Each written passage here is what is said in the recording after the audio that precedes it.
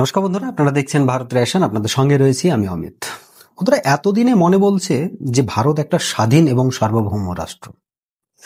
মানে doctor S Jaishankar, personally আমার এই ব্যক্তিকে খুব ভালো লাগে। কারণ ইনি যেভাবে একটা কমেন্ট করেন না, মানে ইউরোপে বসে কিভাবে ইউরোপকে কথা শুনিয়ে আসতে হয় সেটা তিনি খুব ভালোভাবে জানেন। আজকে ঠিক সেই রকম হলো। নিউজটা যদিও আজকের না, ডক্টর এস জয়শঙ্কর রিসেন্টলি আমেরিকাকে এমন কথা শুনিয়ে দিয়েছে যেটা সচরাচর অন্য কোনো দেশ শোনাতে ভয় পায়। কারণ আমেরিকার হারকাত, মানে আমেরিকার ব্যবহারটাই ঠিক এইরকম যে আর না বলে পারা গেল না। আমরা ভাবলাম যে হয়তো হতে পারে যে আমেরিকা একটা ভুল করে ফেলেছে, তাকে হয়তো আমরা একটু কোথাও না কোথাও বন্ধু ভেবে মাফ করে দিলাম। কিন্তু এতটাও ভালো বন্ধু আমেরিকা ভারতের নয় যে তাকে এতটা ছাড় দিতে হবে, যে মানে এইভাবে মাফ করতে হবে। তো রিসেন্টলি ডোনাল্ড ট্রাম্পের এবং আমেরিকার বা যুক্তরাষ্ট্রের যে পলিসি, সেটার উপর আমাদের পররাষ্ট্রমন্ত্রী ডক্টর এস জয়শঙ্কর যা বললেন সেটা রীতিমতো চমকে দেওয়ার মতো। বিশেষ করে যুক্তরাষ্ট্রের আমেরিকার যে সমস্ত লিডাররা রয়েছে, যারা ভাবছিল যে ভারতের কিছু বলার ক্ষমতা নেই, ভারতের কিছু করার ক্ষমতা নেই, এবং আমাদের ইন্ডিয়াতেও বসে বসে কিছু লোক বলছিল না যে কেন নরেন্দ্র মোদী চুপ করে আছে, কেন এস জয়শঙ্কর চুপ করে আছেন। তো আজকে তার রিপ্লাইটা আমি আপনাদের বলে দিচ্ছি। দেখুন, রিসেন্টলি ডক্টর এস জয়শঙ্কর আমেরিকার এই যে নীতি দুইমুখী, এই যে হিপোক্রেসি, আমাদের প্রধানমন্ত্রী বলেন না যে হিপোক্রেসি কা ভি কোই সীমা হতা হ্যায়, তো সেই রকম আর কি। ডোনাল্ড ট্রাম্পের এই 50% ট্যারিফের জবাবে ডক্টর এস জয়শঙ্কর বললেন, যদি কোনো দেশ মনে করে যে আমাদের মানে ভারত থেকে তেল কিনবে না, তাহলে সে নাও কিনতে পারে, ডাজন্ট ম্যাটার। সে কিনতেও পারে, নাও কিনতে পারে, সেটা সম্পূর্ণ তার উপর ডিপেন্ড করছে, আমরা তার জন্য ফোর্স করছি না তাকে।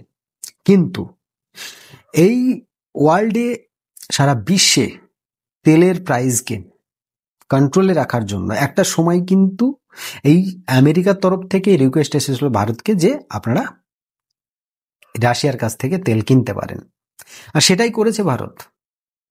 সেটাই করে সারা বিশ্বকে তেলের চাহিদা মিটিয়েছে। কিন্তু এখন যেটা করছে ডোনাল্ড ট্রাম্প, তার জবাবও কিন্তু আবার দিয়ে দিয়েছে। ডক্টর এস জয়শঙ্কর এখানেই চুপ করে থাকেননি। তিনি বলেছেন যে ভারতের ওপর রাশিয়ার তেল পারচেস করছে বলে আমেরিকা ট্যারিফ লাগিয়েছে, আমাদের উপর পেনাল্টি লাগিয়েছে। অথচ সেই আমেরিকা এবং তার সহকারী যে সমস্ত নেটো কান্ট্রি রয়েছে, পশ্চিমা দেশগুলো, ইউরোপ কান্ট্রি রয়েছে, ইউরোপীয় ইউনিয়নের বিভিন্ন দেশ সঙ্গে আমেরিকা, তারা কিন্তু রাশিয়ার সঙ্গে রীতিমতো ব্যবসা চালিয়ে যাচ্ছে। এখন যদি প্রবলেমটা রাশিয়ার তেল কেনা নিয়েই হয়ে থাকে, তাহলে ভারতের চাইতে বেশি পরিমাণে, তুলনায় বেশি পরিমাণে তেল কিনছে চীন। কিন্তু চীনের ওপর কোনো রকম ট্যারিফ দেওয়া হলো না।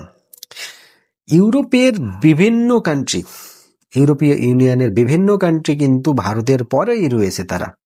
যেমন ধরুন তুর্কিও কিন্তু ভারতের পরেই তার স্থান। তাহলে তার উপরেও কোনো ট্যারিফ দেওয়া হলো না।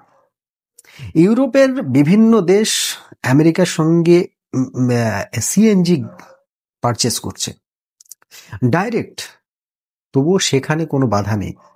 আমেরিকা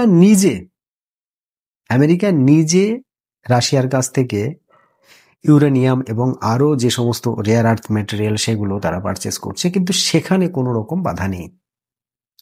শুধুমাত্র প্রবলেম ভারতের ওপর।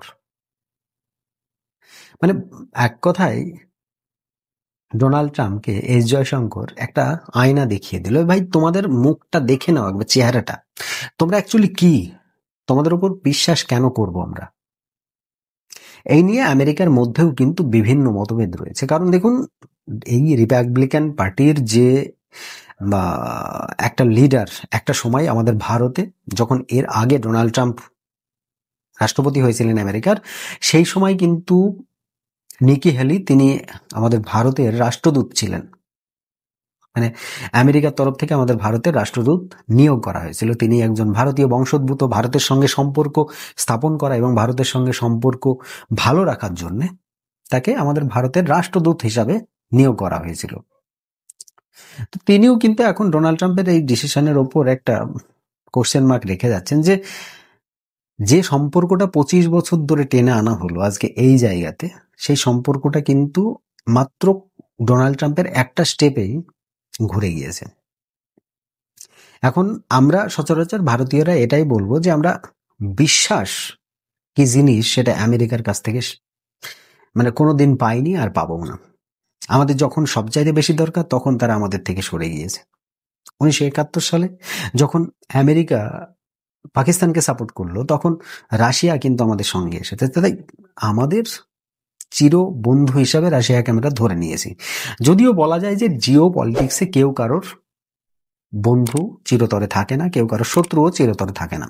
দেখুন না, এই আমাদের চীনের কথাই ভাবুন।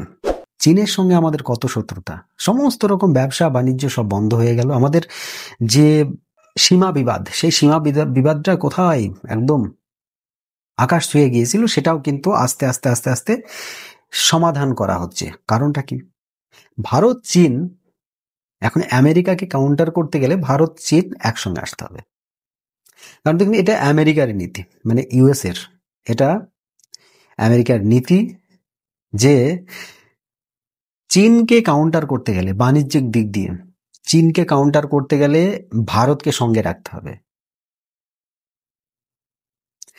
আমেরিকার যে সমস্ত বড় বড় লিডার রয়েছেন, ওখানকার যারা বড় বড় সেলিব্রিটি রয়েছেন, তারা কিন্তু এখন বলছেন যে চীনকে কাউন্টার করার জন্য আমরা ভারতকে সঙ্গে আনছিলাম, ইভেন সেটা সম্পূর্ণ হচ্ছিল। বিগত 25 বছর ধরে আমরা এই টার্গেট করার পরে চীনের কাছ থেকে বেশ কিছু কোম্পানি ভারতে উঠে আসছিল।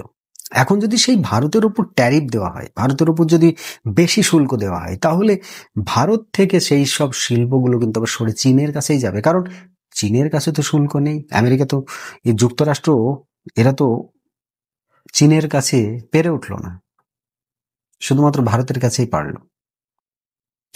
তো মানে এই জবাবটা দেওয়ার পরেই ডোনাল্ড ট্রাম্পের যেন কোথাও না কোথাও একটা মতি মানে একটু মনে হয়েছে যে না, ভারতের সঙ্গে হয়তো সম্পর্ক একটু ভালো করার দরকার রয়েছে।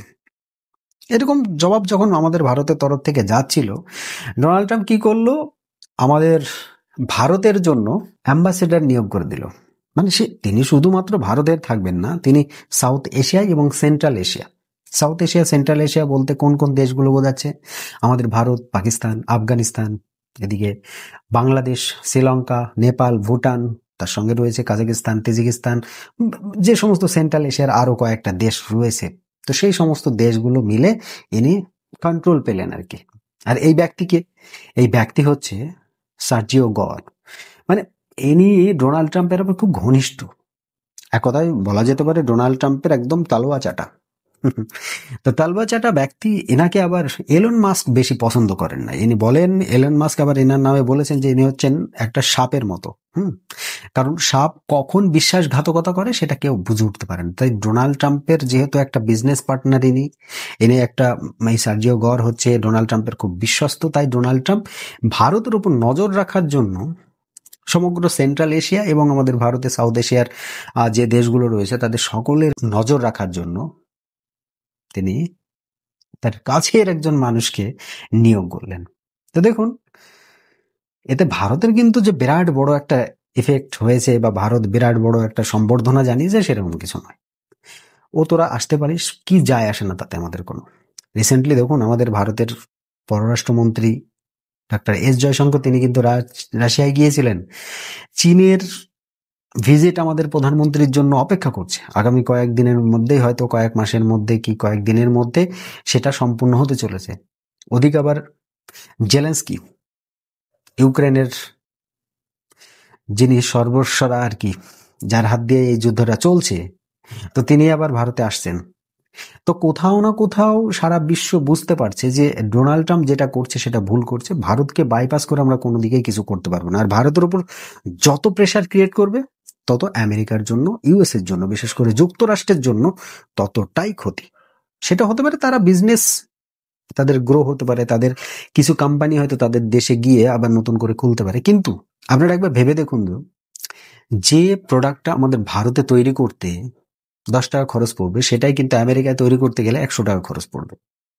কারণ ওখানকার সমস্ত কিছুর রেট বেশি, ওখানকার লেবারের চার্জ বেশি। একটা লেবার আমাদের ভারত থেকে গিয়ে আমেরিকায় এত মানুষ কাজ করে, কারণটা কি? কারণ খুব স্বল্প মূল্যে ওখানে এক্সপিরিয়েন্সড মানুষ পাওয়া যায়, তাই ভারতীয় লোকগুলো ওখানে বেশি কাজ করে। তো সেই রকম লেবার যদি ভারতের মধ্যেই থাকে, আর যদি সেই কোম্পানিটা ভারত থেকেই সাপ্লাই হয়, তাহলে পরে রেটটা কম হচ্ছে, সেই কোম্পানির প্রফিট হচ্ছে। সেবার কোম্পানি যদি আমেরিকায় গিয়ে নিজে প্রোডাকশন করে করে সারা বিশ্বে সেল করে, তাহলে যে প্রোডাক্টটা বর্তমানে আমাদের ভারতে আমরা 10,000-এ কিনছি, সেই প্রোডাক্টটাই যদি আমেরিকা থেকে তৈরি হয়ে আমাদের ভারতে আসে, তাহলে তার রেট হয়ে যাবে 25,000। স্বাভাবিক ব্যাপার, কোনো ট্যারিফ নেই, কিচ্ছু নেই, কোনো ট্যাক্স নেই, শুধুমাত্র কস্টিং খরচ বেশি হয়ে যাবে, এটা স্বাভাবিক। আর এই জন্যই আমেরিকা থেকে যে সমস্ত কোম্পানিগুলো অপারেট করবে, তারা কিন্তু সারা বিশ্বের মার্কেটে জায়গা করতে পারবে না। যেমনটা দেখুন, টেসলার কথা বলি, টেসলা কিন্তু আমাদের ভারতে জায়গা করতে পারেনি। আর আমাদের ভারত হচ্ছে বিরাট বড় একটা মার্কেট, আর এই মার্কেটের জন্যই কিন্তু আমরা একটা ফেসিলিটি পাই। আজকে ডোনাল্ড ট্রাম্প যদি ভাবে যে ভারতকে আমরা এইভাবেই শুল্ক চাপিয়ে বসিয়ে রাখবো, তাহলে ভাই নমস্কার, আমাদের বিজনেস দরকার নেই তোমার, কিন্তু তোমার দরকার আছে ভারতকে। আজকে এই সেন্ট্রাল এশিয়া বলো আর এই সাউথ এশিয়া বলো, যেখানেই তুমি তোমার ঝান্ডা গাড়তে যাবে, সেখানেই ভারতকে দরকার আছে। তো ভারত যদি একবার তোমাকে না করে দেয়, তাহলে আর তুমি ভাই সারা বিশ্বে আর সেই দাদা হয়ে থাকতে পারবে না। তাই কোথাও না কোথাও ডোনাল্ড ট্রাম্পও বুঝতে পেরেছে, তাই নরম করা শুরু করে দিয়েছে। তার বিভিন্ন যে কাছের মানুষগুলো, তারা এখন কমেন্ট করছে, না ভারতের আমাদের অপরিহার্য একটা রাষ্ট্র, ভারতের সঙ্গে আমাদের সম্পর্ক খারাপ করলে হবে না। হ্যাঁ, এইরকম আর কি। মনে পড়ে 2023 সালে যখন প্রধানমন্ত্রী নরেন্দ্র মোদী আমেরিকায় ভিজিট করেছিলেন, তখন কিন্তু ওখানে ভারতের জাতীয় সঙ্গীত গিয়েছিলেন যে শিল্পী, সেই শিল্পী কিন্তু রিসেন্টলি বলছেন যে ডোনাল্ড ট্রাম্পের উচিত প্রধানমন্ত্রী নরেন্দ্র মোদীকে ফোন করে একটা শর্ট আউট করে নেওয়ার, এই ঘটনাটার যেটা নিয়ে আর কি দুই দেশের মধ্যে একটা সম্পর্ক খারাপ হয়ে গিয়েছে, সেটাকে একটা শর্ট আউট করে নেওয়ার। এদিকে ভারতের মানে প্রথম থেকেই ভারতের একটাই কথা, যে আমরা আমাদের দেশের স্বার্থে যেটা করার সেটা করব, তৃতীয় কোনো পক্ষের প্রেসারে আমরা কোনো কিছু করব না। হ্যাঁ, হতে পারে সে আমাদেরকে বুঝিয়ে ভালোভাবে বলতে পারতো, তাহলে আমরা হয়তো সেটা মেনে নিতে পারতাম। ভাই দাদাগিরি করলে তার দাদাগিরির জবাব আমরা সেটা দিতে জানি। যাই হোক বন্ধুরা, আপনাদের কেমন লাগলো এই যে ডক্টর এস জয়শঙ্কর, আমাদের বিদেশ মন্ত্রী, যেভাবে ডোনাল্ড ট্রাম্পের মুখের ওপর একটা থাপ্পড় মেরে দিল, কেমন লাগলো অবশ্যই সেটা কমেন্ট বক্সে লিখতে ভুলবেন না। আর যারা এতদিন আমাদের দেশের মধ্যে বসেই বলছিল না যে কেন চুপ করে রয়েছে, আজকে তাদেরকে সঠিক জবাব দেওয়া হলো, সেটাও কিন্তু জানাতে ভুলবেন না। আর আমার এই ছোট্ট চ্যানেলটি অবশ্যই সাবস্ক্রাইব করবেন, আর পাশে থাকা ওই বেল আইকনটি বাজিয়ে দেবেন। আর যদি ভিডিও ভালো লাগে, তাহলে অবশ্যই শেয়ার করে দেবেন আরো বন্ধু মহলে। চলুন, আজকের মতো এই প্রতিবেদন এখানে সমাপ্ত করব। সকলে ভালো থাকবেন, সুস্থ থাকবেন, ধন্যবাদ।